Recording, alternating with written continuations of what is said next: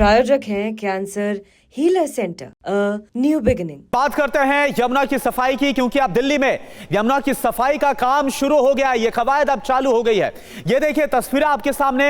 यमुना नदी की सफाई के लिए ट्रैश स्कीमर, वीड हार्वेस्टर और ड्रेज यूटिलिटी क्राफ्ट जैसी आधुनिक अत्याधुनिक मशीनों का इस्तेमाल किया जा रहा है। यमुना की साफ सफाई के लिए 7 मशीनें लगाई गई हैं। फिलहाल यमुना नदी की सफाई का काम आईटीओ और वासुदेव घाट के आसपास किया जा रहा है। तो ये देखिए तस्वीर हम आपको दिखा रहे हैं और अब आपको 2 तस्वीरें दिखाते हैं। यमुना की सफाई का काम अब कैसे हो रहा है युद्ध स्तर पर। यमुना नदी के हालात को आप देखिए, अब किस तरह से यहां पर सफाई का काम हो रहा है। युद्ध स्तर पर सफाई की जा रही है। अलग अलग जो अत्याधुनिक मशीनें हैं वो लगाई गई हैं ताकि जो कचरा है उसको पहले बाहर निकाला जाए। और यमुना की सफाई का जो काम है वो आईटीओ के घाट से शुरू किया गया है। जो जानकारी, और इसके अलावा वासुदेव घाट, ये 2 जगह है जहां से यमुना की सफाई का काम शुरू किया गया है। 100 दिन का एजेंडा फिक्स किया गया है।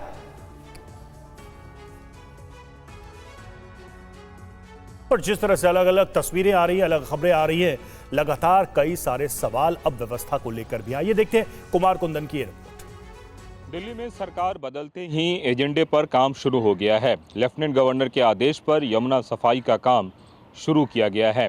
फ्लड एवं इरिगेशन डिपार्टमेंट की ओर से यमुना सफाई के लिए आज से एक नया अभियान शुरू किया गया है। तस्वीरों में आप देख सकते होंगे, दिल्ली में आईटीओ घाट की ये तस्वीर है जहां पे 4 schemer, 2 weed harvesting, 1 DTU machine, ये सारी की सारी लगाई गई है। वजीराबाद से लेकर और ओखला बराज तक के इलाके को कम से कम साफ़ करने की कवायद शुरू हुई है। अब सवाल ये उठता है कि ये सफाई किस तरह की सफाई है। जो हमें सूत्रों से जानकारी मिल रही है उसके मुताबिक यमुना में जो कचरा है, जिसमें कि पॉलीथीन और तमाम तरह की जो चीज़ें हैं, जलकुंभियाँ हैं, इन सभी चीज़ों को हटाने का पहला काम किया जा रहा है। और पहले जो प्लानिंग है उस प्लानिंग के तहत वजीराबाद से लेकर ओखला के बीच जितने भी कचरे हैं उस कचरे को साफ़ किया जाए। उस साफ़ सफाई के बाद से फिर जो है जो दूसरा जो पहलू बचता है वो ये है कि कैसे यमुना में जो गंदगी है और तमाम तरह की चीज़ें हैं उसको साफ़ किया जाए। तो एक तरीके से कह सकते हैं कि जो यमुना की स्थिति है उस स्थिति में 2 तरह की गंदगी है। एक गंदगी तो जो सीवरेज और तमाम तरह की चीज़ों से आती है और दूसरी गंदगी लोग जो फैलाते हैं।